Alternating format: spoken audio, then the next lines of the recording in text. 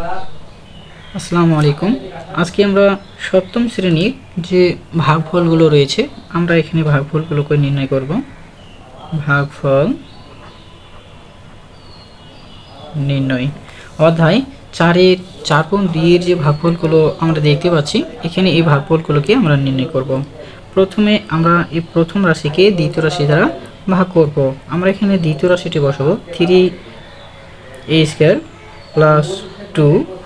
এবার যে প্রথম রাশিটি রয়েছে আমরা এই প্রথম রাশিটি এখানে বসাবো 12/4 প্লাস 11a² প্লাস 2। আমরা এখন এখানে এটি বসালাম। এখন যেটি করতে হবে, এখানে রয়েছে 3x², অর্থাৎ এখানে রয়েছে 12। আমরা 4 দিয়ে যদি আমরা এটিকে গুণ করি, 4 3 হচ্ছে 12, 4 3 12 হচ্ছে। এবার এখানে রয়েছে এ 2টা, এখানে রয়েছে 4টা, তাহলে এখানে আমাদের আরও 2টা নিতে হবে, তাহলে এখানে হয়ে গেল 4টা। এবার প্লাস, আর এখানে কোনো চিহ্ন নেই মানে প্লাস, তাহলে প্লাস প্লাসে প্লাস হয়ে যায়। এবার 2 4 8 a², এখানে হবে 8a²। এবার আর এখানে কোনো পদ নেই, সুতরাং আমরা এখানে বিয়োগ করে নিব। এবার এর সামনে যেহেতু প্লাস কিছু নেই মানে প্লাস ধরে নিতে হয়, প্লাস থাকলে আমরা করব মাইনাস। এটা প্লাস আছে তাহলে সেটাও করব মাইনাস। 12/4 থেকে 12/4 বাদ দিলে কিছুই থাকে না।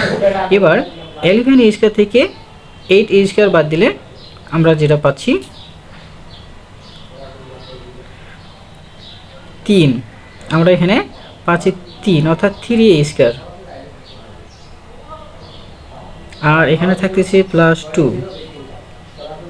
এবার আমরা যেটা করব, এখানে রয়েছে আমাদের 3a², এখানে রয়েছে 3a², তাহলে এখন যেহেতু এখানে 11 বড় 8 ছোট, তাহলে এখানে প্লাস হবে, তাহলে সামনে প্লাস চিহ্ন বসে না, দিতে হবে না।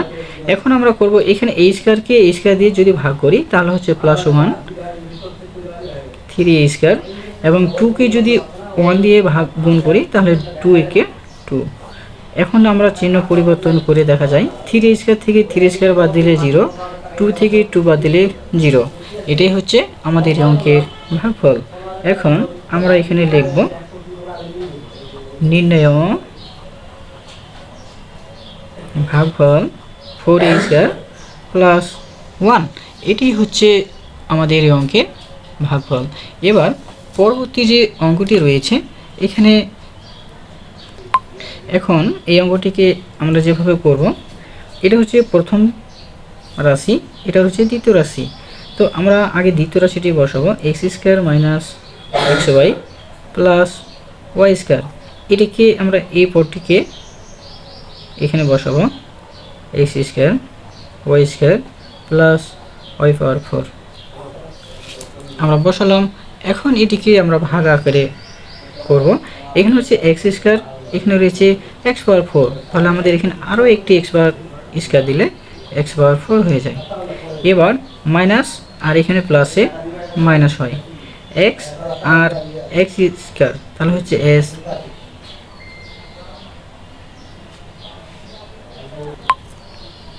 এবার x, তাহলে x³ y। এবার আমরা বসাবো x² আর y² প্লাস প্লাসে প্লাস হয়ে যায়, x² y², তাহলে s² y²। এবার হচ্ছে আমরা এটিকে বিয়োগ করব। বিয়োগ করলে চিহ্নগুলোকে পরিবর্তন করতে হবে, প্লাস থাকলে মাইনাস, মাইনাস থাকলে প্লাস। এবার আমরা যেটা করব, x/4 মিলে গেছে, কেটে যায়, s² y² প্লাস এখানে হচ্ছে s² y² মাইনাস, এটা এবং এটা কেটে যায়, তাহলে এখানে থাকে s³ y, s³, এখানে y থাকতেছে প্লাস, এখানে প্লাস চিহ্ন রয়েছে, আর এখানে রয়েছে প্লাস y/4।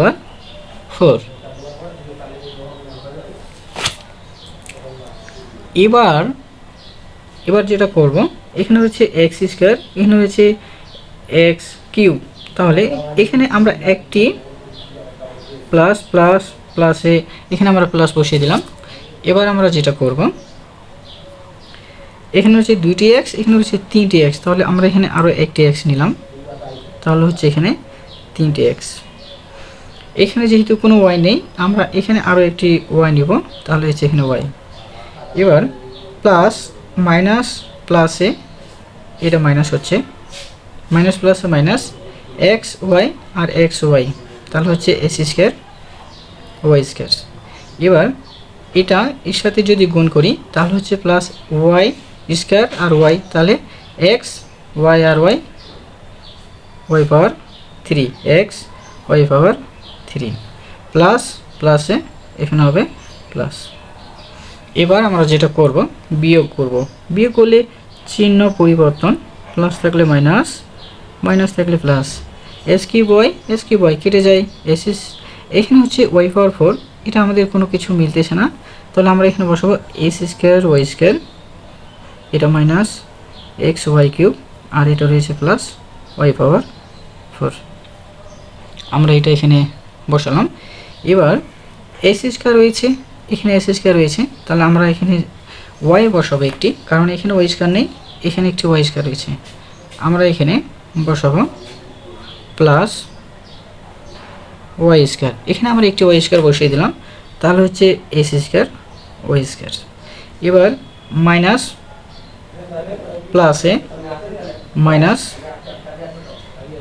এক্স ওয়াই আর এখানে ওয়াই স্কোয়ার, তাহলে ওয়াই আর ওয়াই, এখানে হচ্ছে ওয়াই আর এখানে হচ্ছে ওয়াই স্কোয়ার, তাহলে হচ্ছে ওয়াই কিউব, এখানে কোনো এক্স নেই, এখানে আমাদের এক্স রয়েছে, তাহলে এখানে হচ্ছে এক্স, এখানে রয়েছে ওয়াই পাওয়ার 4 স্কোয়ার, এখানে হচ্ছে ওয়াই স্কোয়ার, তাহলে এখানে আমাদের অলরেডি হয়ে যাবে ওয়াই পাওয়ার 4, এখানে প্লাস আর এখানে প্লাসে এখানে হবে প্লাস।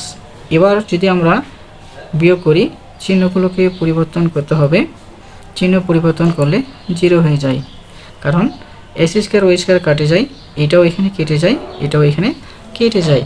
তাহলে আমরা এখন এই অঙ্কের সমাধান পেলাম, নির্ণেয় ভাগফল x square plus x y plus y square, এটি হচ্ছে এই অঙ্কের নির্ণেয় ভাগফল।